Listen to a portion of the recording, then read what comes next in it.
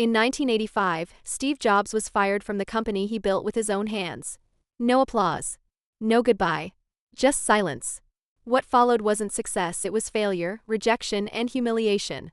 This is not the story you've heard before. This is the story of how losing everything became the beginning of changing the world. In September 1985, Steve Jobs walked down a quiet hallway at Apple headquarters. No cameras. No applause. No second chances. He was 30 years old, and he had just been fired from the company he created. The doors of the elevator closed. And in that moment, one thought hit him harder than anything else. I failed. Publicly. What no one knew back then was that this failure would change the world. But to understand why, we have to go back. Way back. An unwanted beginning. Steve Jobs was not born into a fairy tale. He was born unwanted. His biological parents were young, unmarried, and decided to give the baby up for adoption. There was only one condition.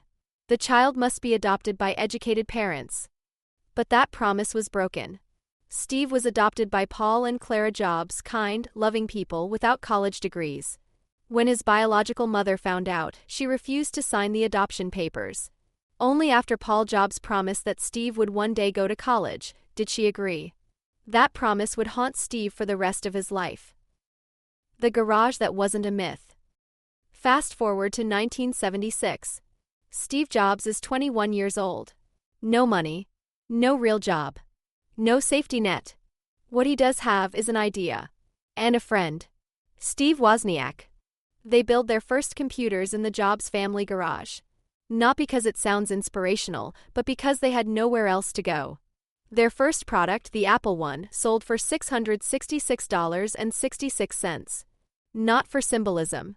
Wozniak just liked repeating numbers. No one, not the press, not investors, not even them, could imagine what was coming. Success arrives too fast.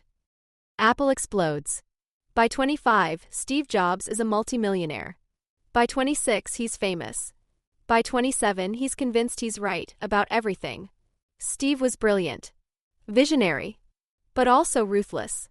He could destroy an idea with one sentence: "This is garbage." People either adored him or feared him. Most did both. The Macintosh was revolutionary. But Steve's management style? Chaotic. Unforgiving. Explosive. And slowly, the board began to turn against him. The coup. Steve hired John Sculley, the former president of Pepsi. He convinced him with one legendary line: "Do you want to sell sugar water for the rest of your life, or do you want to change the world?" At first, they were allies. Then enemies. Sales dropped. Tensions rose. Behind closed doors, meetings happened. Votes were counted. And one day, Steve Jobs realized something terrifying: they were planning to remove him. He tried to stop it. He failed. Just like that, Steve Jobs was pushed out of Apple. The lowest point after the firing, Steve disappeared from the spotlight.